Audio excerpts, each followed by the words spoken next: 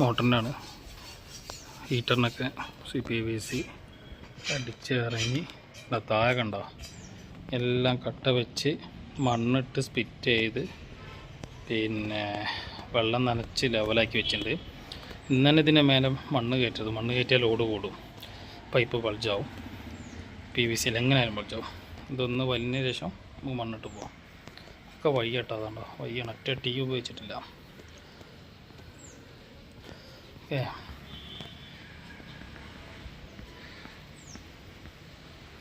SS clamp കേട്ടോ, apartment ക്ലാമ്പാണ് full SS, nut bolt clamp A to Z SS.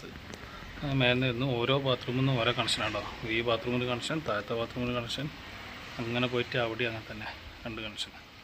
അങ്ങനെ വന്ന് ഒരു പൈപ്പ് ഉണ്ട് ഗാർഡനിലേക്കുള്ളത്, അത് പിന്നീടേ ഉള്ളൂ. മണ്ണ് കൂടെ വാട്ടർ ലൈൻ ഒന്നും ഇട്ടിട്ടില്ല, മണ്ണ് കൂടെ ഇടുന്നില്ല എന്ന് വിചാരിക്കുന്നുണ്ട്. ഒക്കെ ഓപ്പണായിട്ട് ചെയ്യുന്നത്, ഒരു വീടിൻ്റെ ബാക്ക് സൈഡ് ആയതുകൊണ്ട് കുഴപ്പമില്ലല്ലോ. ഓക്കെ, ഇത് പുഷ് കോക്കിനുള്ളതാണ്, ഈ ഒരു 1.25.